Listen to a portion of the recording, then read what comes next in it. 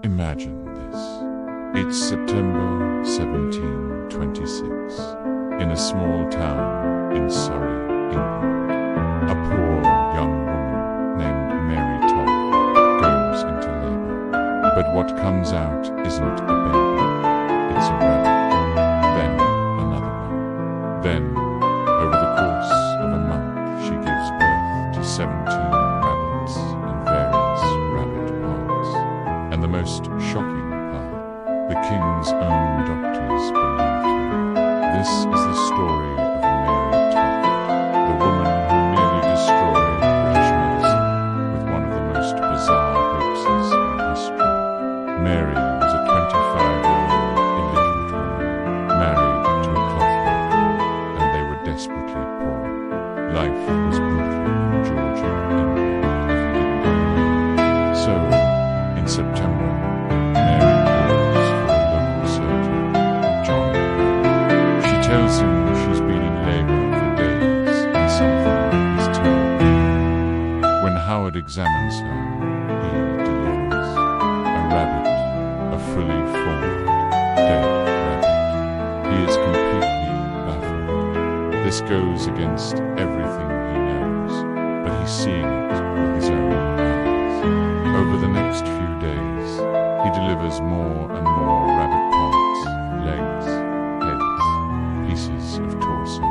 Howard, stunned, writes to other doctors. Word spreads like wildfire. Soon, aristocrats and scientists are flocking to Surrey to witness this medical miracle. Mary Todd becomes an overnight sensation.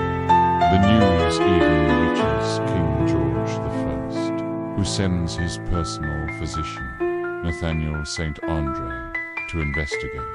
St. Andre examines Mary, witnesses her deliver more rabbit parts, and is so convinced that he publishes a pamphlet declaring it a genuine phenomenon. The king then sends a second doctor, the royal surgeon Surrey, who is much more skeptical.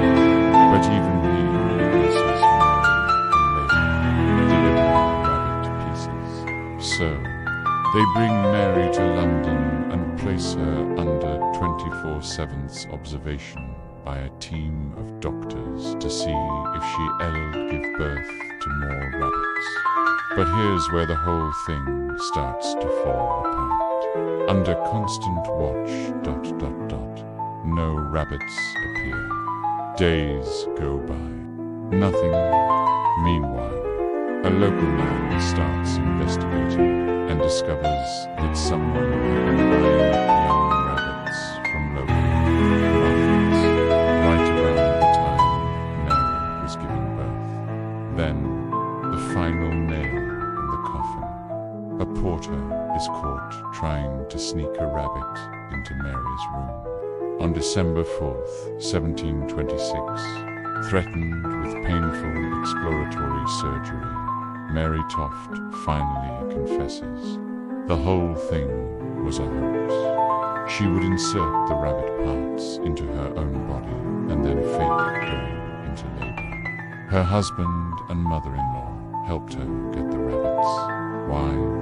For money and fame. The gifts and donations from wealthy benefactors were a way to escape crushing poverty. But how did she fool the best medical minds in England? This reveals just how primitive medicine was in the 1700s. Doctors didn't fully understand female anatomy. They also believed in something called maternal impressions, the idea that a pregnant woman has strong emotions or experiences could physically alter her unborn child. Mary claimed she'd been startled by a rabbit in a field while pregnant, and the doctors thought this was a plausible cause. They wanted to believe because discovering a new medical phenomenon would make them famous. Mary Toft was arrested but never actually prosecuted. Putting her on trial would mean the king's doctors would have to publicly admit how thoroughly they were fooled.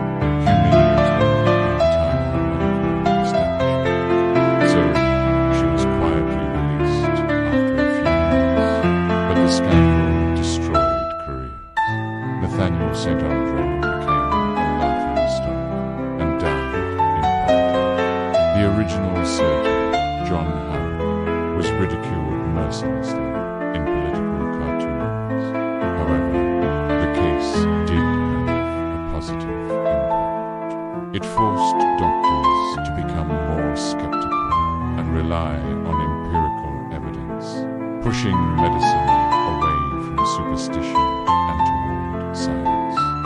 Mary Toft returned to her quiet life in Surrey and died 37 years later. She had, in a way, achieved her goal of escaping extreme poverty, even if only for a short time. The story of the rabbit births is a wild reminder that even experts can be fooled when they want to believe something is true. What do you think? Would you have been